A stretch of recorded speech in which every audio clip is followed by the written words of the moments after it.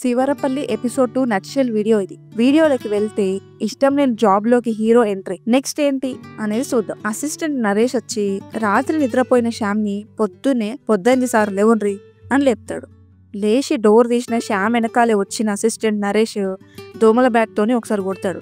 ఏంటి నరేష్, మీ ఊర్లో లేటుగా లేస్తే కొడతారా అని మజాక్ చేశాడు మన శ్యామ్ నిద్రలో ఉండి కూడా. సర్పంచ్ పంపించిన దోమల బ్యాట్ టేబుల్ మీద పెట్టిన నరేష్ రూమ్ అంతటిని గమనించి బోర్డు మీద ప్రయారిటీ సిలబస్ అని ప్రాపర్టీ సిలబస్ ని ఆ విధంగా చదువుతాడు. జీమ్యాట్ ని గీమ్యాట్ అని ఏంది సార్ ఇదంతా అని అడుగుతాడు. ఏంది నాతో పాటు నువ్వు కూర్చొని చదువుతావా అని మన శ్యామ్ అంటాడు. దానికి అసిస్టెంట్ నరేష్ ఊకోరి సార్, ఇంత పెద్ద పుస్తకాలు నాతోని ఆడైతే చదువుడు. బయటకు వచ్చి బోరింగ్ కాడ నీళ్లు కొడతా ఉంటాడు శ్యామ్ బాతింగ్ అండ్ బ్రషింగ్ కోసం. అప్పుడు అసిస్టెంట్ నరేష్ ఒక కుర్చీ తీసుకొచ్చుకున్నాడు కూర్చొని, గీ చెడ్డీలు వేసుకొని బయటకు రావద్దన్నగా సార్, ఊర్లో ఆడోళ్ళు తిరుగుతారు, తొడలు కనబడుతున్నాయి, గలీజ్ ఉంటుంది సార్, మీకు ఈ నౌకరీ అంటే ఇష్టం లేదు కదా సార్, రాత్రంతా మస్తు చదువుతురు, మస్తు కష్టపడుతురు, నేను కూడా పోలీస్కి ట్రై చేసిన సార్, కానీ మెడికల్లో పాస్ కాలే. అప్పుడు శ్యామ్, చదవనికి కరెంట్ ఏడుంది, నాకు ఉన్నదే 4 గంటలు, ఇట్లా బుక్ ఓపెన్ చేయగానే అట్లా కరెంట్ పోతుంది, ఇదంతా చూడకుండా ఆఫీసర్ అవుతారు, అమెరికా పోతారు అని శ్యామ్ డైలాగ్ పూర్తి అవ్వకుండానే, మీరు అమెరికా పోతారా సార్? పోతారు సార్, మీరు పోతారు, మీలో ఫైర్ ఉంది సార్. సార్ ఇలాగా మీటింగు ఎండబుగ్గల గురించి కదా సార్, ఒకటి ఆఫీస్ ముంగట పెడితే మంచిగా ఉంటుంది కదా సార్ అంటే శ్యామ్, అవి ఎండబుగ్గలు కాదు, సోలార్ లైట్స్. ఐడియా నచ్చి విన్న తర్వాత ఒక సోలార్ లైట్ ఆఫీస్ ముంగట పెడితే మంచిగా ఉంటుంది సార్ కదా అనగానే శ్యామ్ ఫేస్లో ఆనందం వేరే లెవెల్ ఉంటుంది, బట్ బయటకు కనిపించదు. ఇక అటు ఇటు అంటే మీటింగ్ టైం అవుతుంది. సర్పంచ్ గారు 4 ములక్కాడలు పట్టుకొని అలా ఇంట ఆమె కాడ దాచుకొని మరి శ్యామ్ కోసం తీసుకొస్తాడు. తీసుకోరి సార్ అంటా ఉంటాడు. శ్యామ్ సిగ్గుపడితే ఉప సర్పంచ్, సార్ సింగిలే కదా ఎందుకులే, ఇవి తిని బలం తెచ్చుకొని ఇప్పుడు ఏం చేస్తాడు. దానికి సర్పంచ్ సాబు, పెళ్ళి ఇప్పుడు కాకుండా ఎప్పుడు కాదా. అప్పుడు శ్యాము, సార్ సోలార్ లైట్స్ గురించి నాదొక ప్రపోజల్ ఉంది సార్ అంటాడు. అరే నాకు మీటింగ్లో కూర్చో చేయలేరు, నువ్వు సోలార్ లైట్ల గురించి ఏం మాట్లాడుతావు. ఇప్పుడు మీటింగ్ స్టార్ట్ అయింది. వార్డ్ మెంబర్స్తోని ఊరికి శాంక్షన్ అయిన సోలార్ లైట్స్ గురించి మీటింగ్. దాంట్లో ఒక వార్డ్ మెంబరు ముండ్ల మీద కూర్చుంటాడు. అప్పుడు సర్పంచ్ సాబ్, ఏం మోనన్న ఏమైంది ఇట్లా కూర్చున్నావు అంటే అసిస్టెంట్ నరేష్ చెప్తాడు మెల్లగా, మోనన్నకి మొలలొచ్చినాయి అని. అరే ముందే చెప్తే వీడియో కాల్ మాట్లాడిస్తుండే కదా అంటే వెంటనే ఆ మోనన్న, గాసుంటి పెద్ద ఫోన్లు మా కాడేడుంటాయి, మీ అసంటోళ్ళు తానుంటాయి, మీటింగ్ స్టార్ట్ చేద్దామా అని శ్యామ్ అంటే సర్పంచ్ సాబు, వీళ్ళందరూ ఎటు పోతారు, వీళ్ళే ఉన్నారు కదా, తొందర ఎందుకు. ఇక ఏవో ఊరి ముచ్చట్లు 2-3 మాట్లాడి, ఇగో సెక్రటరీ సాబ్ ఇదే మంచి టైము, మీరు మాట్లాడుండ్రి. శ్యామ్ లేచి నిలబడి అత్యుత్సాహంతో స్టార్ట్ చేయబోతుంటాడు. కూర్చొని నిమ్మలంగా మాట్లాడు. కూర్చొని శ్యామ్ మెల్లగా స్టార్ట్ చేశాడు.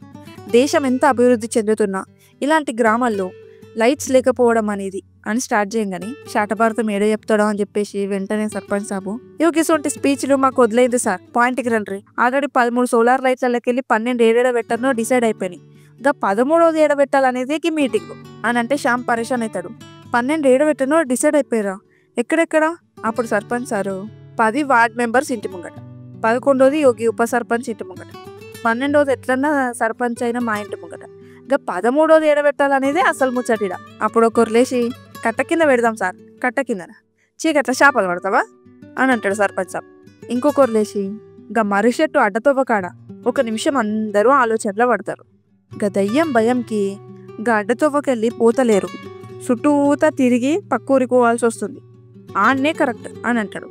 ఇక ఒక్కొక్కరు ఆన్నే కరెక్టా అని అంటారు. ఇక దయ్యమా అని శ్యామ్ షాక్ అవుతాడు. ఇక మీటింగ్ అయిపోయింది, ఎవరింటికి వాళ్ళు పోతా ఉంటే పోయేటప్పుడు సర్పంచ్ సాబ్ ఒక మాట చెప్పిపోతాడు, జరగ 2 పేపర్ల మీద మీరు 2 సంతకాలు పెట్టి పంపించేయండి సార్ అని. నెక్స్ట్ డే ఆఫీస్లో శ్యామ్ నరేష్ మాట్లాడుకుంటారు. నరేష్కి లీవ్ కావాలి, ఆ లీవ్ని ఇంగ్లీష్లో అడుగుతూ ఉంటాడు.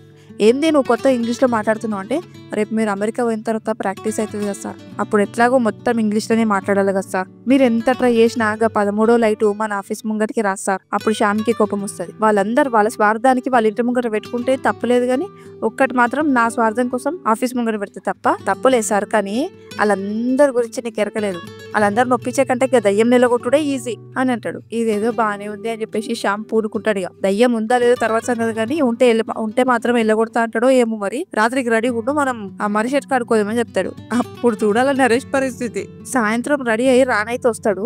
తెలిసిందే కదా మన నరేష్ 24 గంటలు పెందంతో బ్లూటూత్ లో ఫోన్ ఉంటాడు. నేను అత్త అంటే కూడా సార్ తీసుకుపోతుండు, నాకేమన్నా అయితే సార్దే సరే ఐ లవ్ యూ అని పెళ్ళానికి చెప్పి ఫోన్ పెట్టేస్తాడు. ఇక బండి ఎక్కి మెల్లగా పోతారు. ఆ మర్రి చెట్టు దాకా పోయిన తర్వాత అక్కడ బండి ఆపి శ్యామ్ నరేష్ ని పోదామని అంటే నేను రాను సార్ అని అంటాడు. చేసేదేం లేక శ్యామే ఆ చెట్టు దగ్గరికి వెళ్తా అని చెప్పేసి వెళ్ళేసి వస్తాడు అనమాట.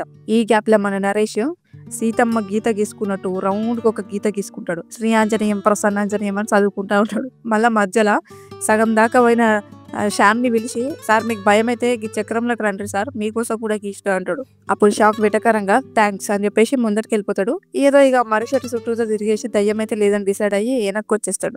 అయినా మీరెందుకు నమ్ముతారు సార్, మీకేమన్నా మీరు చూసిండ్రా ఇన్నర్ అంతే. ఇక మన అసిస్టెంట్ నరేష్ బండి దిగిన దగ్గరనే నించుంటాడు. శ్యామ్ ధైర్యం చేసి ముందుకెళ్తాడు అనమాట. మర్రి చెట్టు చుట్టూతే అసలు ఏంది కథ చూసేసి వద్దామని చెప్పేసి కొద్దిసేపటి తర్వాత శ్యామ్ సార్ అని 2 times పిలిచి రాకపోతే కొంచెం టెన్షన్ అవుతాడు. తర్వాత వచ్చిన తర్వాత అమ్మయ్య అనుకుంటాడు నరేష్. ఎందుకంత భయపడుతున్నావు అని అంటాడు మన శ్యామ్. అంటే మీకేమన్నా అయితే నన్ను పొందబెడతారు ఆడ, అయినా సైన్స్ లా పిచ్చిడి చేసినోడే ఒక్కడు కూడా ఇడికి రాడు ఎరికేనా సార్. శ్యామ్కి ఏం చేయను అర్థం కాదు. నువ్వు చూసినావు ఆ దయ్యాన్ని? నేను చూడలే కానీ సార్ 2 ఏళ్ల కిందట దుర్గేష్ చూసిండట అని ఊర్లో అందరు చెప్పుకోని గిన్నా. సీన్ కట్ చేస్తే శ్యామ్ నరేష్ పొద్దున్నే దుర్గేష్ ఇంటికి వెళ్తారు. ఇక్కడ నుంచి దయ్యం గురించి తలా తోకలేని మాటలు వింటుంటే మస్తు మజా ఉంటది. ఇక దుర్గేష్ చెప్పడం స్టార్ట్ చేస్తాడు. ఆ రోజు ఫుల్ వర్షం పడుతుంది. నేను బండి మీద బర్ల కోసం గడ్డి తీసుకొని వాపస్ వస్తున్నా. అయితే నా బండి బురదలో చిక్కుకుంది. బండి తీయనికి ట్రై చేసినా వెనకకెళ్ళి ఎవరో గుంజినట్టు అయింది.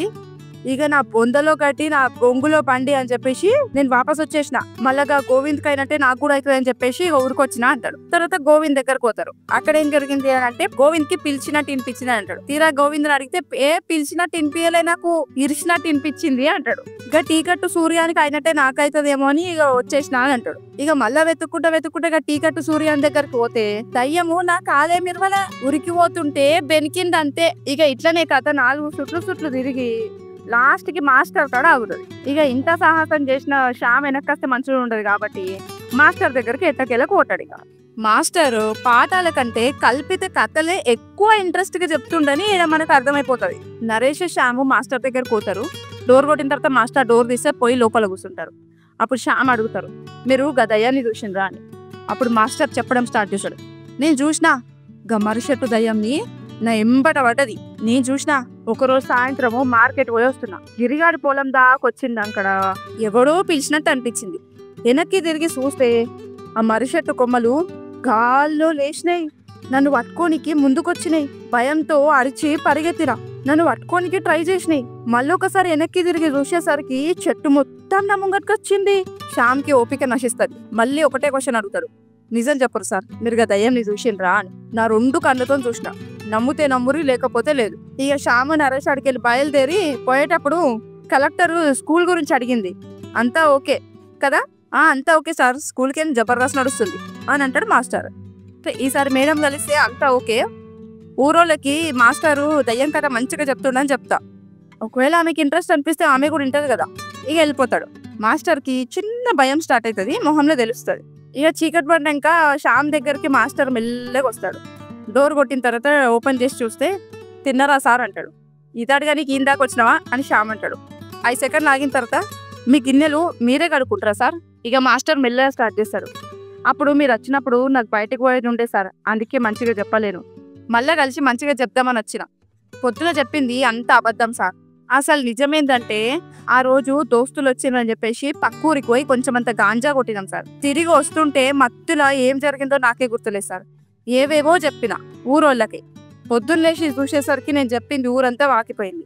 రాత్రి నేను చెప్పింది అబద్ధం అని గాంజా కొట్టి మాట్లాడినా అంటే మళ్ళీ ఊరోళ్ళందరికి వచ్చి నన్ను కొడతారని చెప్పేసి సైలెంట్ కూకున్నా సార్. అమ్మ తోడు సార్, ఆ రోజు తాగినంటే మళ్ళీ గాంజా ఈ రోజు దాకా తాగలే సార్. శ్యామ్కి కోపం వచ్చి, కొంచెమైనా బుద్ధుందా మీకు? అమ్మ తోడు సార్, ఆ రోజు తర్వాత నేను మళ్ళీ గాంజా కొట్టలేదు సార్, ప్లీజ్ సార్ కలెక్టర్కి చెప్పొద్దు సార్, గంజా అంటే మొత్తం నా జీతమే పోతుంది sir, please sir. Scene cut చేస్తే మాస్టర్ వచ్చి గంజాయి విషయము ఈ స్టోరీ విషయము కలెక్టర్కి చెప్పొద్దు అంటే శ్యామ్ ఏం చేసిండు, సర్పంచ్కి పోయి చెప్పిండు. తెల్లారేసరికి మాస్టర్ సర్పంచ్ ఎదురెదురుగా కూర్చుంటారు. సర్పంచ్ మేడం మాస్టర్ని కోపంగా చూస్తుంటది. క్షమించుర్రి, నేను నిజం దాచినన్న తప్పే, ఊర్లో తెలనీయకుండ్రి అని అంటాడు మాస్టర్. ఇక ఆవేశం కట్టలు తెచ్చుకున్న సర్పంచ్ మేడం శంగులు చెక్కి పెద్దది కొబ్బరి చిప్పర గట్ట తీసుకొని వచ్చి ఇక నిన్నేసి పడేస్తా అన్నట్టు చేస్తుంది. ఆగురు అని అందరు ఆపుతారు. అయినా సరే మన మేడం వినది. మీరు జరుగురు అని అంటది. ఏదో విధంగా ఆపుతారు. సర్పంచ్ మేడం వాళ్ళు ఇంత అయినా అది ముందు కింద పడే అని అంటాడు. ఆమె పడేస్తుంది. ఇక చిపిరి గట్ట కింద పడేసి ఊరికి మాస్టర్ కాబట్టి వదిలేస్తున్నా. వేరోళ్ళు అయితే దంచుతుండే. అడ్డ రోడ్డు ఉన్నా కూడా ఊరోళ్ళందరినీ ఎంత కష్టపడ్డారు. పురుటి నొప్పులతోని బాధపడేటోళ్ళు, బాలెంతలు, పానం మంచలేనోళ్ళు, దావకొని పోయేటోళ్ళు ఎంతెంత మంది ఎన్నెన్ని కష్టాలు పడ్డారు. మీ సర్పంచ్ కూడా దయ్యంకి భయపడి నన్ను పని మీదకి వెళ్ళి ఎన్నిసార్లు కింద పడేసిండు. ఆడ బీరువల నా పట్టు చీరలు అన్నీ చినిగిపోయి ఉన్నాయి. మంచి మంచి కొత్త పట్టు చీరలు. నడు ఇడికెళ్ళి అని కోపంగా అంటే ఇక మాస్టర్ మెల్లగా సైడ్కి వెళ్ళిపోతాడు. ఇక వెళ్ళిపోయిన తర్వాత మళ్ళీ ఇల్లు కూర్చొని ఇక 13వ లైటు ఎడబెడితే మంచిగా ఉంటుంది సార్ అని నరేష్ అంటాడు. అప్పుడు సర్పంచ్ మేడం, సర్పంచ్ అంటే వార్డు మెంబర్ల కంటే ఎక్కువ, మా ఇంటి ముంగట్నే పెట్టుర్రి, అట్లా చేస్తే బాగోదు, గవర్నమెంట్ సొమ్ము అంతా మీరే వాడుకున్నట్టు జనాలకు అర్థమవుతుంది, ఓట్లు కూడా పోతాయి అని శ్యామ్ చెప్తాడు. అవును సార్ అని అంటాడు ఉప సర్పంచ్. ఆడ ఈడ పెట్టే బదులు మన పంచాయతీ ఆఫీస్ ముంగట పెడితే అయిపోతుంది కదా సార్ అని చెప్పేసి నరేష్ అంటాడు. ఒక 2 సెకండ్లు అందరు ఆలోచించిన తర్వాత సర్పంచ్ సాబ్ ఏమంటాడు, అరే మంచి ఆలోచనే చేసినవరా నరేష్, మా అందరికి ఈ ఆలోచన రాలే, సరే కానీ ఇక గట్లే కానీ మరి ఇక వార్డు మెంబర్లందరికీ ఏం చెప్తాం అని అంటాడు సర్పంచ్ సాబ్. దానికి శ్యామ్ ఏమంటాడు, దానికి నా దగ్గర ఒక మంచి ఐడియా ఉంది. ఏంది అని అంటే దయ్యం ఎట్లాగో లేదు అని డిసైడ్ అయినాం కాబట్టి ఒక 3 రోజులు మీరు ఆడ పడుకోండి నైట్కి, దాని తర్వాత మీరే ధైర్యం చేసి అది దయ్యం నెలగొట్టిరని చెప్పేస్తే నెక్స్ట్ ఎలక్షన్స్కి కూడా మీకు మంచిగా పనికొస్తుంది అని చెప్తే సరే అంటాడు సర్పంచ్ సాబ్. ఉప సర్పంచ్ కూడా ఓట్లకు పనికొస్తుంది అంటే గట్లని చేసుడు మంచిది అని అంటాడు. అప్పుడు సర్పంచ్ సాబ్ ఏమంటాడు, ఇక నేను గెలిచి నువ్వు ఓడిపోతే మంచిగా ఉన్నది కాబట్టి రాత్రికి నాతో నువ్వు కూడా వండుకోవాలంటాడు. ఇక ఇద్దరు కలిసి 3 రోజులు చీకట్లో వండుకోవాలి మర్రి చెట్టు కింద. సోలార్ లైట్ కింద నైట్ టైంకి శ్యాము చాలా కష్టపడి చదువుతూ ఉంటాడు. అక్కడ ఊరి చివర మర్రి చెట్టు కింద సర్పంచ్ ఉప సర్పంచ్ 3 రోజులు నిద్రపోవడానికి బయలుదేరి ఆ చీకట్లో నానా కష్టాలు పడతా ఉంటారు. ఆ తర్వాత కథ ఎటు అయింది ఏమైంది అనేది నెక్స్ట్ ఎపిసోడ్ లో చూద్దాం.